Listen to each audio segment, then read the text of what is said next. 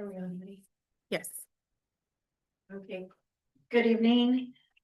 And we are going to get the council study session for Tuesday, October 28th, 2025 at 6 p.m. starting. Call to order.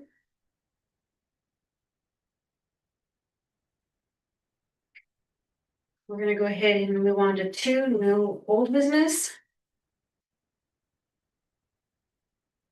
Move on to three new business. If you have had a chance to look through your agenda, we are going to be discussing resolution of the City Council of the City of Mapleton, Washington, approving and adopting a facility use policy and application use of the city-owned property located at 406 Washington Street and establishing an effective date. So does anybody have any questions on that? Which one's that? Yeah. That's The gonna, church? that's gonna be the church. Oh, the church. So you're not renting it out somewhere? No, so they went ahead and as of the end of the month, they will be turning the keys back into the city. And I sat down with staff and we thought it'd be a good idea to use that for a facility for the city, which we would be doing, renting it out for parties, be able to have our own city events there. And downstairs it is full kitchen and it's been renovated and it is got central air and heating in there, if I'm correct. The last time we were in there, I think it was 2022, but we were in there just a couple of weeks ago or maybe a couple of months ago, correct? To look at the windows. So it still looks pretty good condition. I know we may go in there and just maybe do some paintings, put the tables in, chairs. But we want to go ahead and start renting it out and use it as a community center actually for the city. And we will no And- longer be renting it out to the church. And how much are you gonna rent it for? Or So we had talked about doing for nonprofits and without money, $300. And anything that is gonna be doing speaker, DJ, and any kind of dancing. We would raise the rate, somewhere between $700 to $900 per event.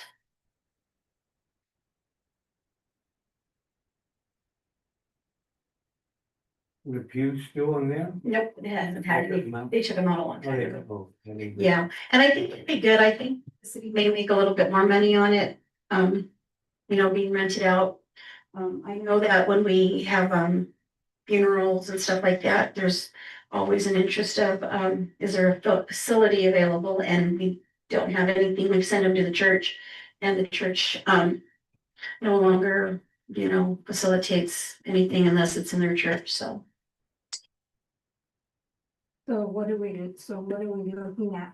If it's, and they wanna have a dinner, how much are we charging for that? So I mean, we can do like maybe a donation, probably maybe $200, I'm thinking, just because it's a strain and it's a hardship on the family already. But keep in mind that it does have a full kitchen downstairs. So they could either use the downstairs, thank you, Gary. They could use the downstairs only if they wanted, because you could set up, I want to say another 14 to 20 tables down there. It's pretty big. And like how many people fit in there? I don't remember. We still need to discuss that with Chief Luke Luke. Cousins. He's got to assess what we can legally have for max load. So once he's gone through and evaluated the building, he'll be able to give us a number of how many people can be downstairs and upstairs. That in case of a fire, we can safely get everybody out of the building. And then as far as the repairs go, we have talked with the company that council approved and mayor approved. And we're just waiting for materials to show up and they're getting straight to work so we can have everything shining and looking great again. But at the moment, it does look good and it is usable at the moment. We do have somebody who's inquiring about the building already, but I think I needed to bring it first to council.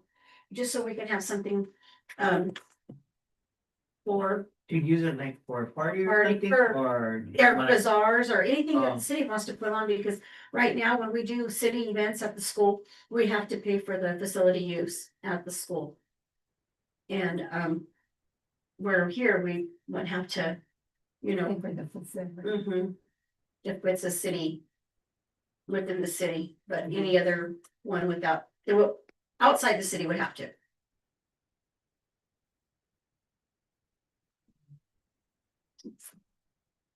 No, I think it's a great idea, cause we do need something here, we all know that. And stuff, but Well, as soon as we find out how many people could people fit we in can there. have in there, and then we can set a price. More or less, I think that would be good. Yeah, I didn't see a little thing on the top of the door, did you? No, I don't believe we have one yet, but we will get that taken care of. Okay, well, we can work on that this next week. Mhm. Okay. So what are your thoughts, Diane? Sounds good to me, we just need to find out how many people we can get in. You said there's like for 15 or 20 tables. Remember when I rented that space, there was 15, well, there was 18, that was for 150 people, not more than that. Yeah, so I don't know, hopefully, that's what you're able to get in. Okay, we'll wait then. to Find out. Thank you, Mary. Yeah. You want- No, well, I love the idea, I think we need to wait until the fire chief Luke gives us an estimate of how many people could go in there and be in there and we'll go from there. Okay. Yeah, same thing, I wait until we get, an answer and then we can work on, setting up, prices and stuff, Okay. then we can go on. Okay. All right. So we're gonna go ahead and go on to B. Discussion on the approval of city periodic update grant, the PUG contract. So we're gonna go ahead and let Myron. Sure. Speak on that.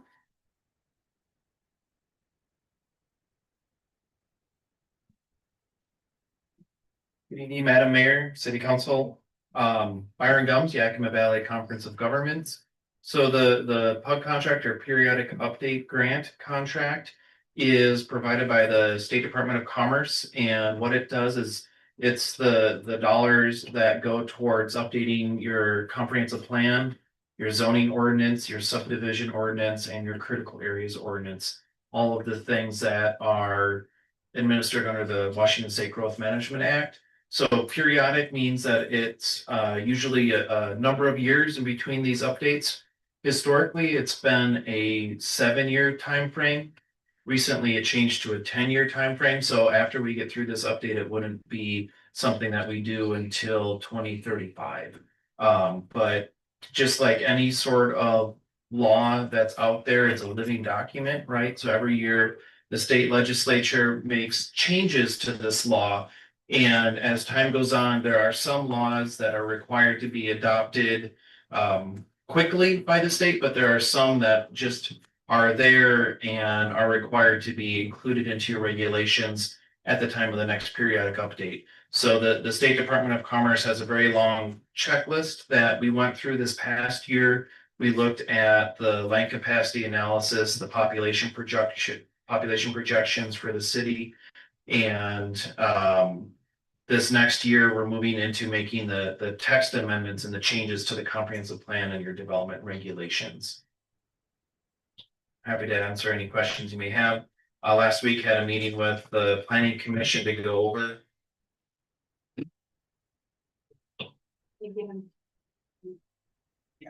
To go over.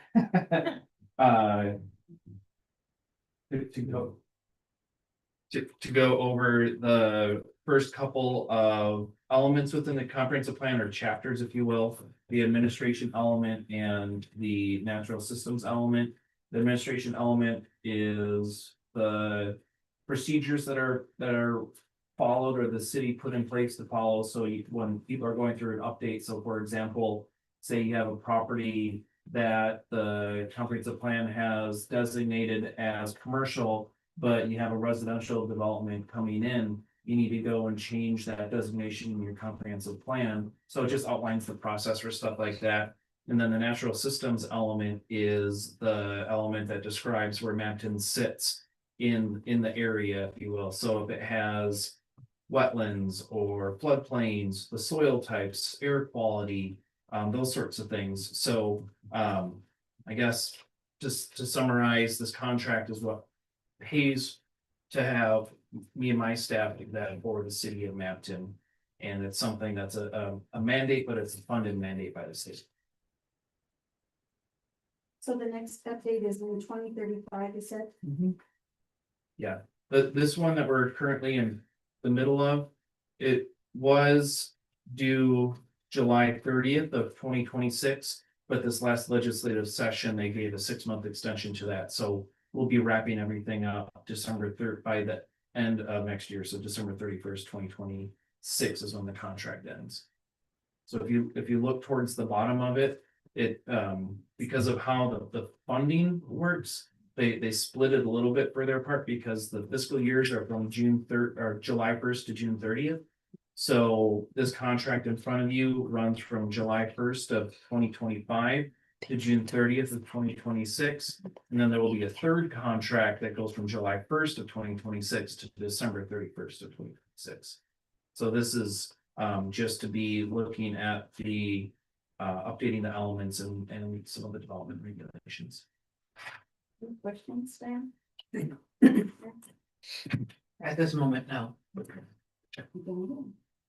Thank you. Mhm. So can we continue with the flexing? There's only 2 of us. You can do the discussions, but you guys cannot take action, so, yeah. All right. So we're gonna go ahead and go on to C, discussion on the recommendations. Discussion on the recommendations of the planning commission regarding the Lux 8 lot subdivision. And Byron will fill us in on that.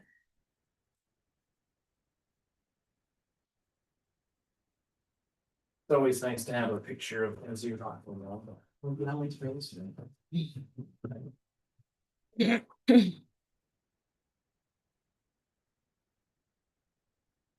Once again, Byron Gums, Yakima Valley Conference of Governments. So, just to refresh everyone's memory, this is the 8 acres that we rezoned from R1 to R2 to allow multifamily development.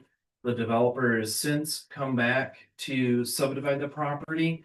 So 8 acres into 8 lots, about 1 acre each lot. We processed the subdivision. We had a hearing in front of the planning commission. At that planning commission hearing, the developer requested that the planning commission alter a couple of the conditions of approval. The way that the city of Mapton's code reads is that when you have a subdivision, a developer can request to defer certain improvements if they provide some sort of bond or a surety or something like that. And the developer's really been pushing to defer all the necessary improvements for the subdivision. So they don't want to build sidewalk, they don't want to extend water or sewer, they don't want to build the alleyway or anything like that. They want the subdivision approved. And then when people come in and build on the individual lots, they'll piecemeal those street improvements and those water extensions and things like that.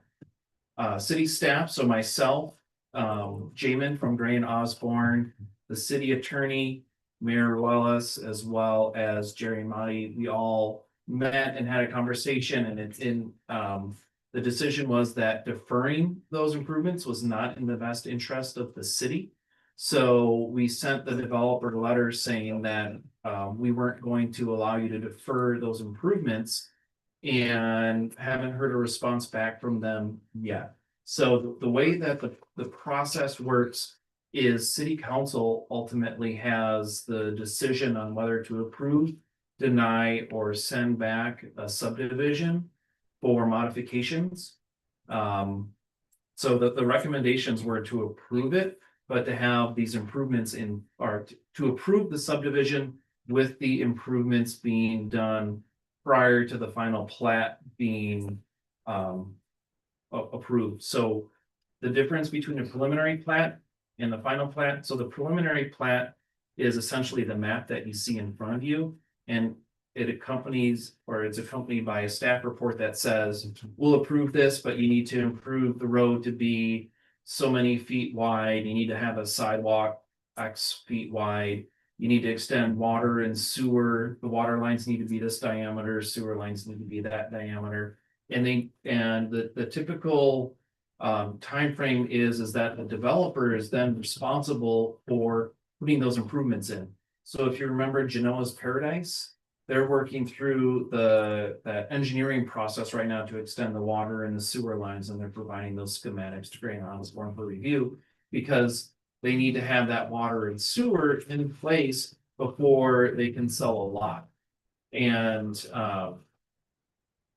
that's where we are right now, I guess, is we're in between that preliminary plat that got approved by the planning commission, and they have kept all of the conditions of approval, but they changed the wording a little bit on a couple of them. And I printed off just one copy of each, so I have my original staff report, then I have the edits from the planning commission.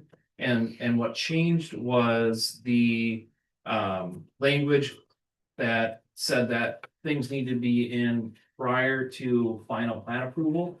And it was changed to say, it was a reference to the section of code that says it could be deferred.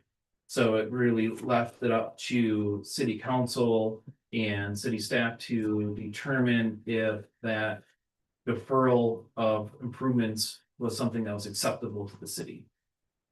So city council will need to make a decision on whether or not to approve the plat. But we need to have that development contract in place prior to city council being able to take action. And that development contract has not been provided. They're initially, the feeling I get is that they're opposed to having to put in all the improvements. They want to defer them so they don't have any requirements, no capital outlay for extending water and sewer and so forth. They want to be able to sell the lots without that being in place. And then we're gonna have it looking like Sixth Street. Gonna look like what? Sixth Street. With no sidewalks, no yards. Well, They're so close to the school, there should be some sidewalks there. Mhm. and the requirement is that they build sidewalks. What they're wanting it to look like is, so, you know, if you're looking at the site plan and you're looking at, you know, lots 1 through 8. They want to not do any of the improvements themselves. So if somebody say buys lot 2 and they want to put in an apartment complex, whomever is pulling the building permits for lot 2 will have to build the sidewalk. We'll have to extend or figure out water and sewer and things like that. So they're gonna only build in that section. Just Right, which, and there's no guarantee of any timelines or anything like that. Their proposal is to have a restrictive covenant, which, speaking with the city attorney, isn't the right sort of agreement for something like this. It should be a development agreement, which is a contract between the city and the developer outlining what the standards are and the timelines for development, triggers for development and things like that. And one of the concerns that the planning commission voiced was that it puts the burden of the cost of improvements on the developers, like whomever buys the land afterwards, rather than the person that's subdividing right now.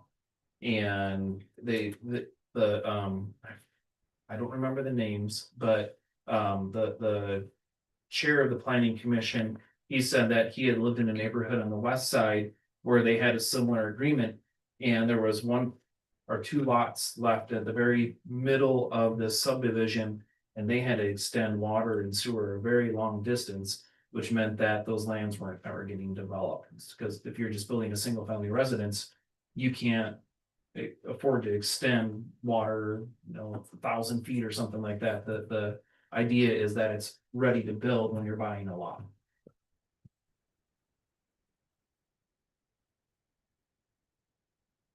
questions? Mm. No, we need to let him know that. Yeah, I can't see where the people, if you don't do it, they have to do it, they're not gonna do it, they're not gonna put that in, it's gonna cost them too much. Right, right. I mean, what I've seen, I mean, it's kind of like south of 22nd. Some of the development down there where they don't have the sidewalks. There's a neighborhood in Toppenish where something like this happened. And the developer went underwater without having the roads paved. So in the interior in the city of Toppenish, there's a neighborhood that has gravel roads. And it's because there was an agreement like this where the final piece never was triggered to have the developer pave everything.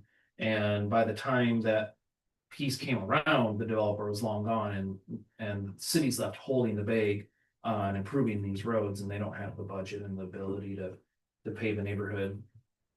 So that's typically why it's the developer's burden to install the water and the sewer and the sidewalks and the roads and everything like that. And if you look back at some of the subdivisions we've seen lately, the Genoa's Paradise and the New Beginning, they're required to have all of the improvements in place prior to being able to sell lots. So this would be a departure from that.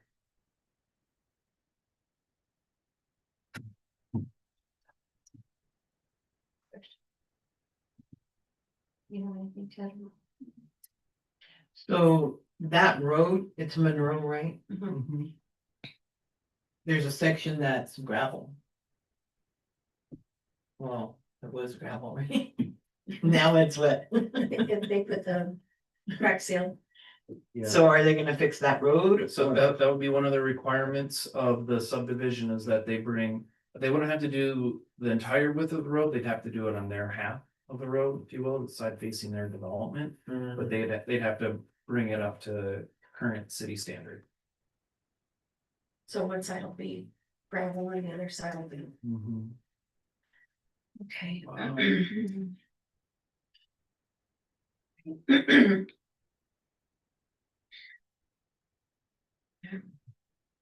To think about. Yeah, we're gonna have to think about this. Yeah.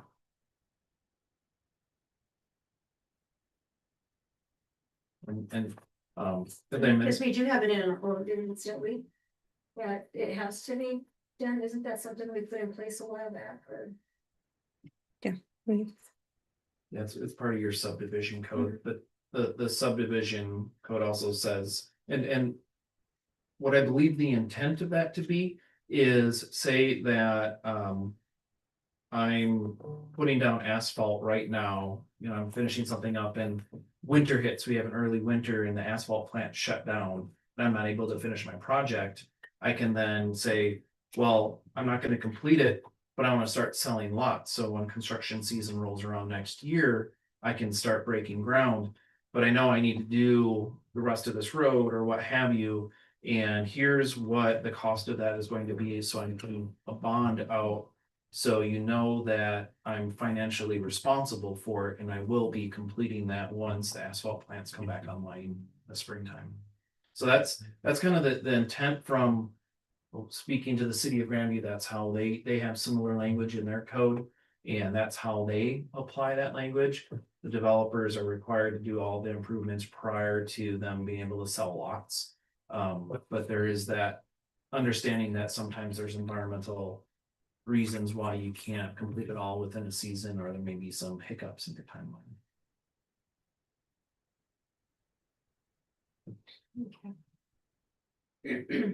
And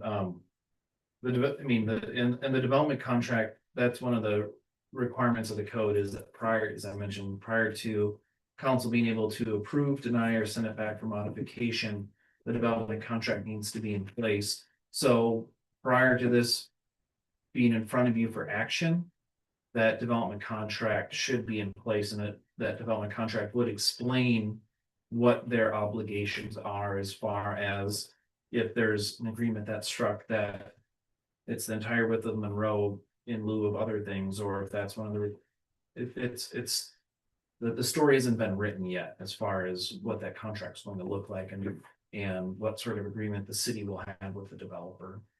But that will be in place prior to council taking action on it.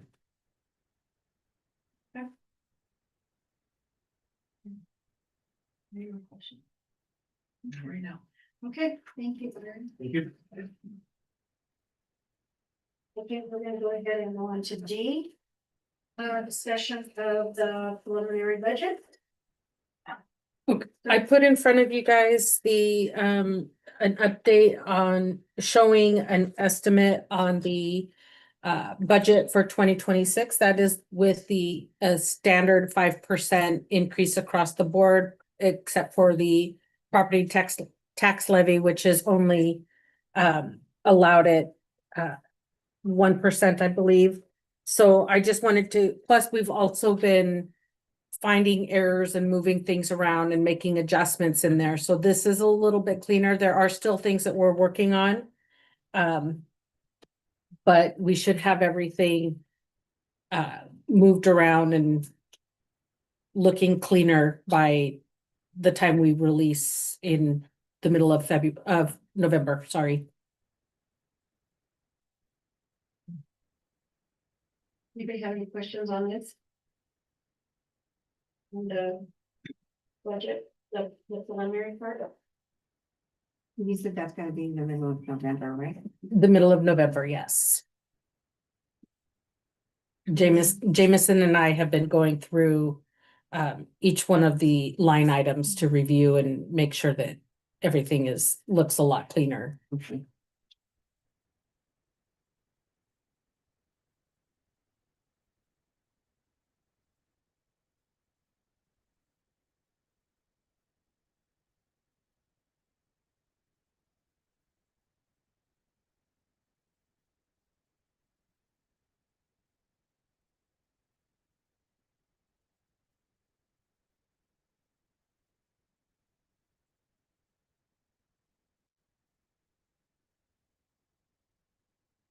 Any questions? I don't have any questions. You answered it for me that, November, there's something more there. That's fine. So if you have any questions, Mary? Sophie, are you gonna make us a chart? Kind of like, Like a pie chart? We can, yeah. Like, yeah, we could work on that. yeah, that would be interesting to look at.